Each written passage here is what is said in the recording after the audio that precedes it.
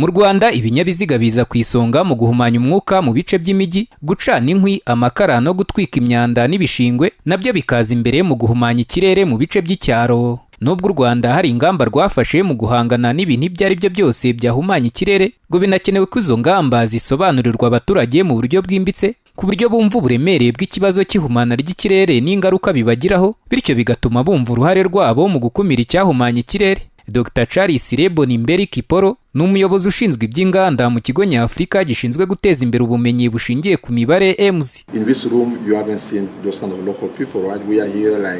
Muri iki cyumba ntiwigeze ubona abaturage basanzwe, twari hano nk'abantu baturutse mu bikorera n'abandi. Icya mbere ni ubukangurambaga. Hakenewe ko dufata ibyo twaganiriye hano muri iki cyumba tukabimanura hasi, tukabisobanura mu rurimi rworoshye abaturage bumva, ku buryo basobanukirwa ngo ibi ni ibiki, bo babigiramo uruhare ki, bafite izihe nyungu mu kugabanya imyuka ihumanya ikirere. Reka mfate nk'urugero rumwe nahoze nerekana hano. Mu buhinzi abaturage bakwiye kumenya ingaruka z'ihindagurika ry'ikirere ku mbuto bashyize mu murima, kuko ibi ni ibintu bigira ingaruka ku muntu wese iyo tugeze ku biribwa. Ubwo rero icyo nizera nuko kujya mu baturage ukirinda gukoresha imvugo ya gihanga yo mu ishuri, ukavuga ururimi nabo bavuga, ukabasobanurira ko kugira ngo ibinabiriya bishoboke bisaba ko tubijyanamo.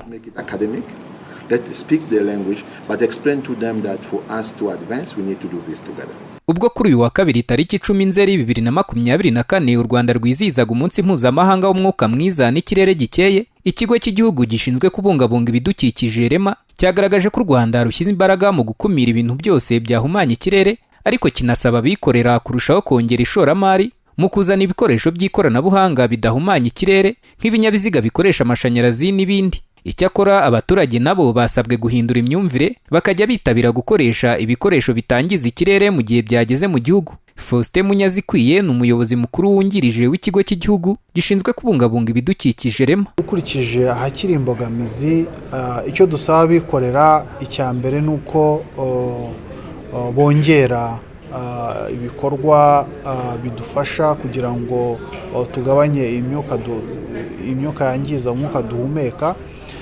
Iyo turebye nk'imodoka z'amashanyarazi, moto z'amashanyarazi, nibyo koko zamaze kuhagera, ariko kuhagera ni kimwe, noneho no kwihutisha kugira ngo zize ari nyinshi n'abanyarwanda bazigireho access cyangwa se bazibone ku giciro gishoboka ni kimwe.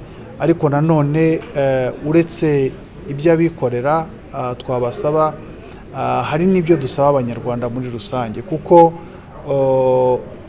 imyumvire ni ikintu gikomeye cyane.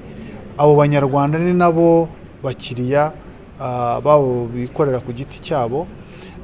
Nuko tugomba guhindura imyumvire, tukumva inyungu dukura mu gukoresha tekinoloji zigabanya imyuka yangiza ikirere. Muri gahunda y'igihugu yo kwihutisha iterambere icyiciro cya kabiri NST2 hagaragaramo ko u Rwanda rufite intego ko mu myaka 5 iri imbere ruzagabanya imyuka yangiza ikirere ku kigero cya 38% hashingiwe ku bikubiye mu masezerano mpuzamahanga y'i Paris. Daniel Hakizimana, Flash TV.